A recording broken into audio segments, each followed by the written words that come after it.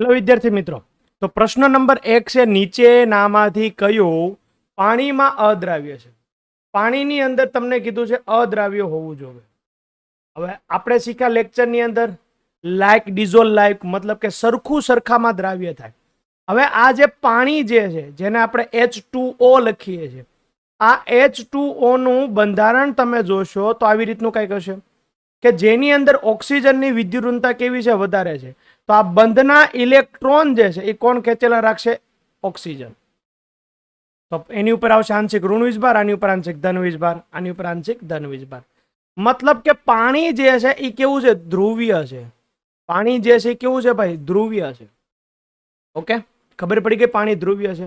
તો મીઠું, મીઠું એટલે થઈ જાય NaCl, તો Na+Cl-. હાલો ભાઈ, આ તો દ્રાવ્ય થઈ જશે. એસિડ લઈ લઉં હું, કોઈ પણ માની લો કાર્બોક્સિલિક એસિડ લઈ લઉં તો RCOOH આ હોય, તો આને તમે આ રીતે પણ લખી શકો, RCOO- અને H+, તો આ પણ દ્રાવ્ય થશે. કોઈ પણ બેઝ હોય, માની લો કે RNH2 છે. હવે તમે કહેશો સર આમાં તો કોઈ વીજભાર નથી, પણ તમે જો ચેક કરશો તો R, અહીંયા N, અહીંયા H, અહીંયા H, બરાબર. તો આની સાથે ઓક્સિજન OH2 એટલે H2O જ છે, અહીંયા હાઇડ્રોજન બંધ બનાવશે. આની સાથે ઓક્સિજન હાઇડ્રોજન બંધ બનાવશે અને આની સાથે ઓક્સિજન હાઇડ્રોજન બંધ બનાવશે. તો જે પણ ધ્રુવીય હોય, બરોબર, ધ્રુવીય હોય અને હાઇડ્રોજન બંધ બનાવી શકતું હોય.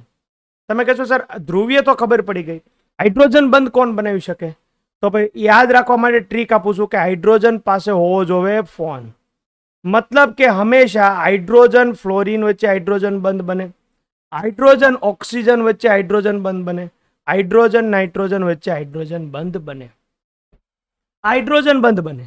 તો અહીંયા નાઇટ્રોજન ને ઓક્સિજન, મને એમ કહો, અહીંયા આપણે નાઇટ્રોજન ઓક્સિજન લખ્યો ને, નાઇટ્રોજન ઓક્સિજન નહીં, નાઇટ્રોજન અને હાઇડ્રોજન, બાકી બધી જગ્યાએ બરોબર છે. તો અહીંયા આવી જશે આ H2O, હાઇડ્રોજન સાથે બંધ બનશે. તો આ ત્રણેય પાણીમાં ડિઝોલ્વ છે, દ્રાવ્ય છે. આપણને પૂછ્યું છે અદ્રાવ્ય તેલ, તો સ્વાભાવિક છે આમ જો તો ડાયરેક્ટ જવાબ પણ આવી જાત કે આનો જવાબ તેલ આવે, પણ મેં તમને સમજાવ્યા કે આ બાકીના ત્રણ શા માટે નથી આવતા.